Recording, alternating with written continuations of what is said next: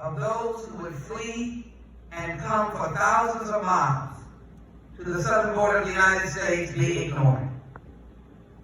I know that when I often say that the Statue of Liberty remains in the New York harbor, she has not fallen, she has not been removed, she is still standing.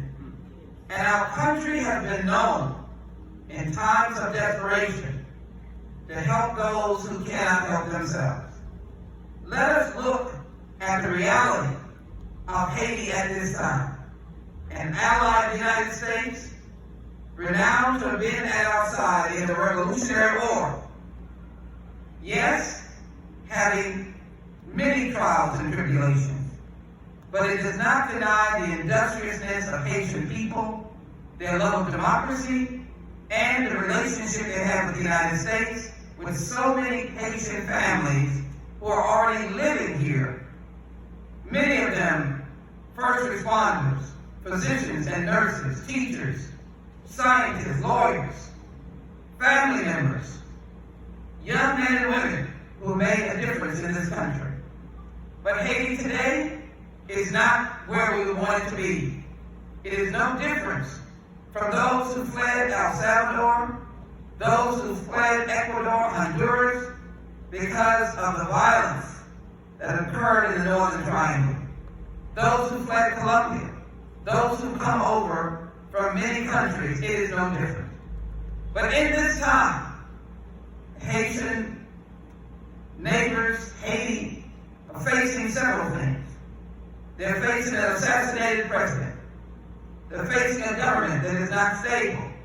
They're facing extreme poverty, and they're facing 800,000 Haitians displaced by the recent earthquake. There are some roads that you cannot even get in. It is known that for those who have been deported, and they've been deported to Haiti, they've been dropped off at an airport where they've been subjected to violence with gangs that are in Port-au-Prince. We do not say this to denounce our brothers and sisters. We say this to say that when people have fled for the reasons of persecution and violence and fear, we have opened our doors here in the United States. Yeah. Amen. So, it is my commitment that though they are not in the headlines, we are not going to forget the plight of the Haitian people. These are Houstonians, many of them Haitians. They are scattered across America. They are prepared to take in families and provide them with the substance and relief. As I said, they have come only to work, to be able to give their children the kind of freedom and dignity away from the violence. Why should we not be responsible? Why did they become the most deported group of any of those who cross or come to the southern border? The swiftness of their deportation was frightening. And I, for one, will not let this plight of these wonderful, freedom-loving, democracy-loving people be extinguished. So our cause is, one, we believe as the Centers for Disease Control is looking at its assessment of a Trump-created phony Title 42, that should be suspended. If it is found to be necessary because of the increase in COVID-19, Delta variant, that is why Pastor has opened his church to allow us to be here. We are vaccinated, and if you're listening, come on over here to Shiloh on Lyons Avenue at Waco. You can get vaccinated, you can get tested, and we thank you, MMC. You can get your first shot, you can get your second shot, you can get a booster, and you can also get your children over 12 vaccinated. That's why we're here serving at the same time, because people are still dying from COVID-19. But we know that we made some strides. And so there has to be an analysis whether or not you do a trumped up provision only to undermine desperate people should still continue. there should be a medical determination as to whether or not Title 42 is necessary, so that the sweeping up of children and families, pregnant women who are desperate for freedom, does not get utilized under Title 42 to drop them down in Port-au-Prince where gangs are roaming the streets, and they may be subject to violence. As a member of the United States Congress, I will keep the voices of Haitians in front of the United States Congress. We have a benevolent administration. I know the President and Vice President are caring people, and they understand that people come out of desperation. We are now welcoming thousands upon thousands of Afghan refugees. They are coming to this community, and I welcome them. And we can just as well find a way to integrate Haitian refugees who are fleeing. I have said they are stateless. If they cannot go back to their own country, if they cannot go back to the countries that they may have resided in, Colombia, Brazil, and other countries, then they are stateless. And we must find the process in which we can process them, that many of them can go to family members. If they have family members, that should be a legitimate basis for letting them come to this country. Haiti matters. Haitian people matter. Yes.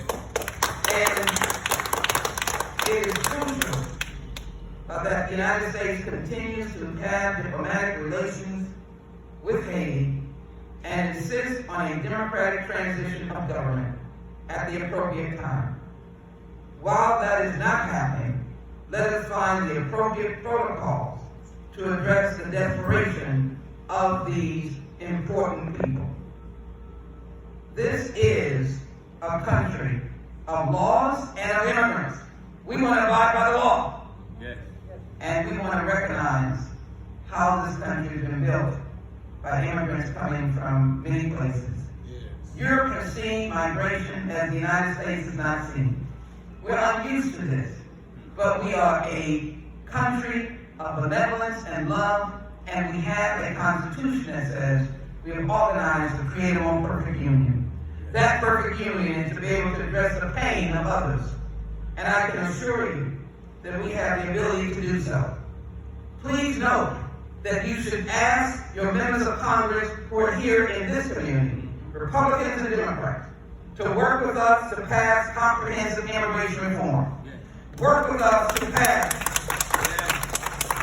the Build Back Better Act, which Democrats put in immigration provisions that would be the law and have a normal process for those who are migrants who come into the United States, who are not terrorists, who are not afflicted, and who are there to come and make a better life. We have the capacity to assess that. We know when you're a terrorist. We can block you from coming in, but we cannot tell anyone that we don't know a little baby, a 2-year-old, a family that wants to come and make a difference in their life. Yes.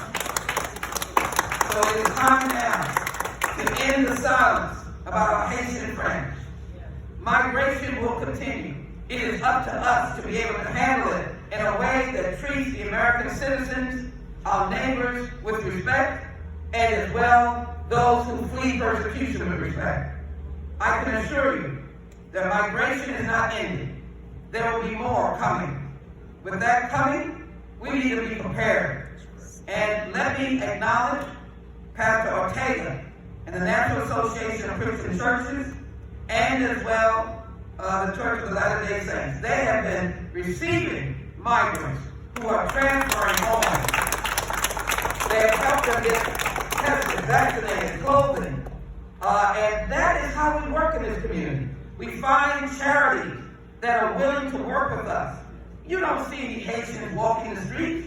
You don't see any Haitians knocking on your door, because we can manage it with the Haitian community who are here to receive them.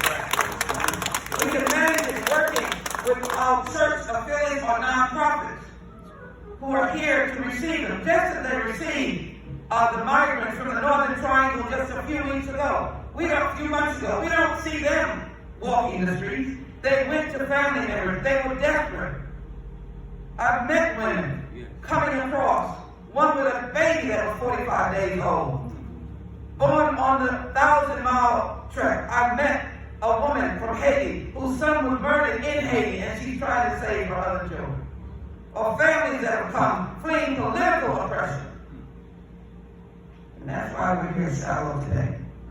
This will be a vigorous discussion of which I hope you will continue to be part of. And I'm delighted to share this message. And as I share this message, I want to now allow my dear friend, who has been engaged in these issues, that's Sadraque. I don't know how many times we have gone together to support Haiti. As you well know, I've gone many, many times. I've been an observer of Haiti's elections. I've walked the streets after Haiti's catastrophic earthquake in 2010. I've been to jails where political prisoners were in Haiti. I've known the father president, the priest that was rushed out of Haiti as he had to go to Africa. I've been with Haiti for more than 2 decades. And I believe that we cannot be silent. And I want to thank you, Pastor Sadraque, for all that you've done. Pastor, please come. What would we have done if we didn't have a champion like Congresswoman Sheila Jackson Lee in Houston, Texas?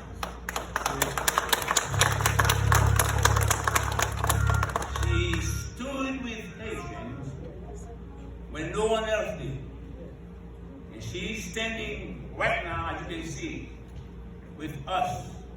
Never get tired to answer to the call. And the good thing about her, she makes no difference whether you're black, white, brown, whatever you are. She stands up for everyone. And she does what God asked of her to do. God specializes in doing, not just saying. That's what the scripture said, that in the last day, he will say, those of you who have not done my will, depart from me, for I have never known you. I was a stranger. You did not take me in. So today I'm here to acknowledge the fact that we have a champion among us.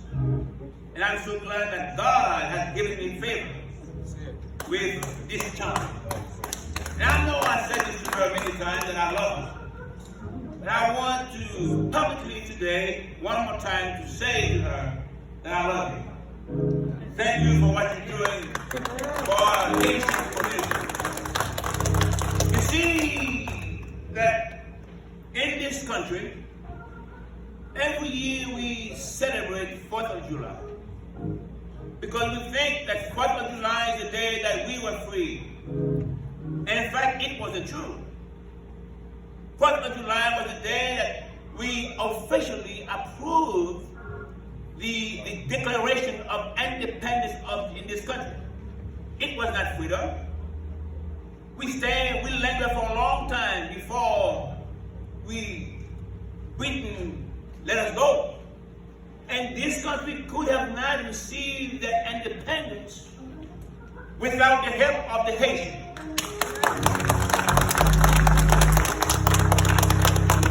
We must speak loud and clear.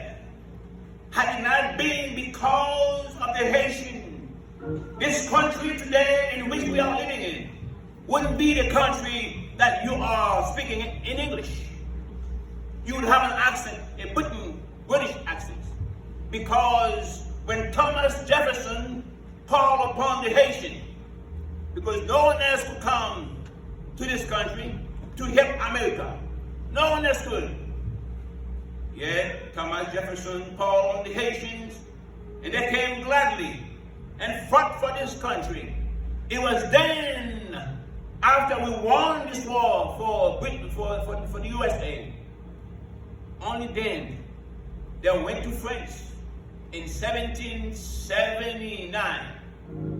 And then they went back in 1783, September. The 3rd September 1783, that's when they signed the treaty for this country, and that's when this country we see this freedom. Because of the Haitian. And now the United States turned its back on Haitian, on the one who helped them. I'm glad that God gave us a champion in our city, and that's Congresswoman Sheila Jackson Lee. Yes, clap for her. She stood with us when the worst did. I'm going to stop. Don't want to preach, but I want everyone of you to know that God bless us with Sheila Jackson Lee, Congresswoman Sheila Jackson Lee. This is going to be a working town hall meeting, and so all of these persons will have an opportunity to engage. But I wanted to, before I conclude, take any questions that's asked. And I'm so glad. How old are you, sir? You're 12 years old, and he is here standing. But Sister Sanchez is then what we in America do. This is to ensure that we're not to be frightened. This is a process that can work. If the migrants come, they can be taken in by families or their family. And Sister Sanchez has done it. Would you just tell us what you did, please? My name is Sheila Jackson, and I was appalled by the images that I saw on TV. I would cry and pray. And then my friend called me. She's a Haitian, and she was doing interpretation at the Intech Center downtown. And she said, I have a couple, and they have no place to go. She said, would you take them in? I couldn't call myself a Christian, but I said, no. It's a precious, sweet couple. And she's due to have a little child any day now. And they're so sweet. I just wanted to help. And with God's help, we all can help. If you just do a little, God will multiply it. Thank you so very much. Thank you so very much. I have seen Haitian families at the Migrant Transfer Center, as I said, the National Association of Christian Churches. I've talked to these families who've been fleeing violence and they cannot return. The technical term under the United States and, of course, the United Nations is stateless. When people are stateless, there's no place that they can go. I'm respectfully asking for the administration, the Department of Homeland Security and the State Department, but in particular, working with the CDC to suspend Title 42 to end the presumptuous deportation of Haitians. I would ask that we establish protocols such that if families are able to take their family members and or others, that they be allowed to file for asylum and that they have their court date at a time when they can be appropriately heard on their request for asylum, or that they can stay with family members while they're assessing other immigration laws that may apply to their situation. That is only the humane thing to do, and it is only the right thing to do. So I thank you for joining me today, and thank both Pastor Wright for opening Shiloh, this historic church, to this meeting. I thank Pastor Sadraque, who will continue this meeting, and all the others who have gathered here. And I will take the message of this meeting back. My staff will be here, and I will take it back. I want to conclude by saying, what are we doing here in this church as well? I have not stopped testing and vaccinating since March 19, 2020. I think we have done so in my office every single week with a few exceptions. And so, if you can hear the sound of my voice, this is a Sunday afternoon, come out and get vaccinated at the Shiloh Baptist Church. I'm going to just say the corner of Waco and Lyons Avenue on the northeast 5th Ward side, and it's easy to find. We are here, and at the same time we will be continuing this town hall meeting to ensure that our voices are heard around the nation and the world. The stories about Haitians who are now in squalid conditions in Colombia will break your heart. They have nowhere to go, and we don't fault our neighbors. Everyone is suffering under the pandemic, and they have less resources in the United States. And so let us try to work with our southern neighbors, and this would be a great humanitarian effort to work with our southern neighbors to give them relief for people who are wanting nothing, not violence. They want hope. They want to be saved. They want their babies to be able to live. They don't want to be attacked in the streets. And what we have heard of the stories of those going into Port-au-Prince that are deported, who have been away for a decade because they fled the earthquake and then they were able to stay in other countries that now they cannot stay in, that is a sad circumstance. So I'm going to ask for the attention of our diplomatic leadership, our Homeland Security leadership. We must act on addressing the Haitians now. That's right. Now. That's right. Thank you very much. Any questions? No. Questions? Thank you so much. We're going to reconvene back into the town hall meeting, and this is where we're going to want all of you all to be speaking. Okay? Question?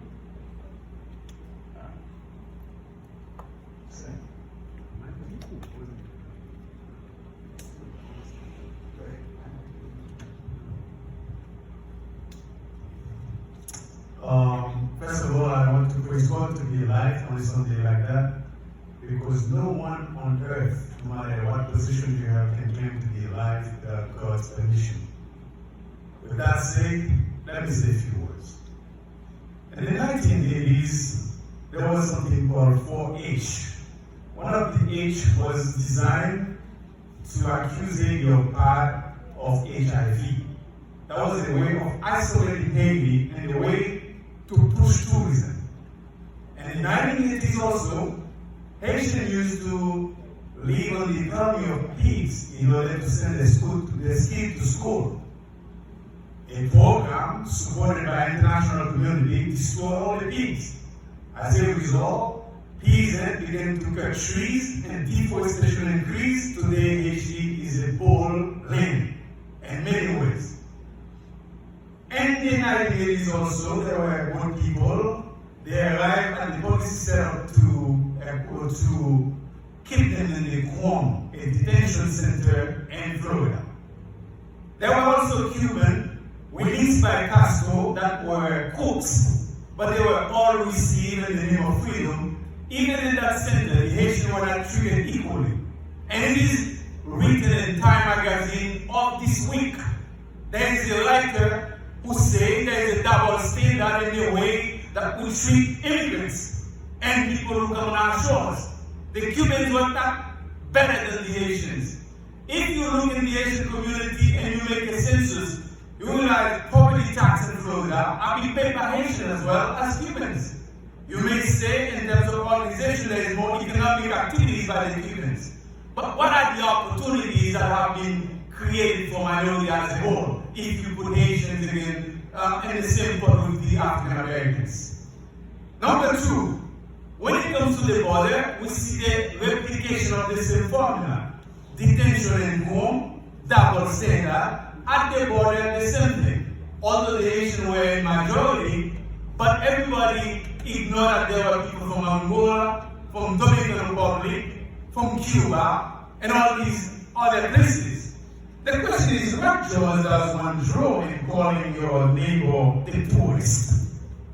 When in fact we share the same planet, the same continent. We fought for freedom with the same tenacity. We stood up against Nazis after Haitian offered citizenship free to any Jew that was persecuted by the Nazis during the World War II.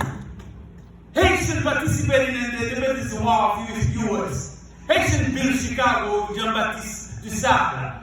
If you know about Audubon Society, it was somebody from Haiti that was interested in conservation and environment. Haitian has produced great contribution to the world civilization. It is the first slave revolution that ever stood up to say, we need light for the black as well. Light for freedom, is not for white only, it is for everyone. Haitians were the first ones to say, in the darkness of slavery, we have to have a torch of liberty. And we share that goal with US. The Statue of Liberty that we referred to in New York, it is not only for US, it is for Haiti too, because it was given by French to celebrate liberty. And that liberty, we got it by fighting the French. Today we are paying a big price. We keep paying that price. But it is time for us to do that, given the fact we are neighbors. We are in the same continent. We share the same watersheds of the same continent. When will it be that it's better to throw money to have a Marshall plane in Europe and there cannot be anything in Haiti? When can it be that we can have an assistance that calls for skills rather than food? We need to know when aid will stop being a controlling element. We need to know, is it possible to have lasting change? Because there is other people who come to our shore because they don't have opportunity home. I tell you, please sustain and support Congresswoman Sheila Jackson, sustain and support Congressman Sadraque. They are fighting for cause of freedom without color, without race, without height. So fight on, never give up, never back down for the struggle of freedom.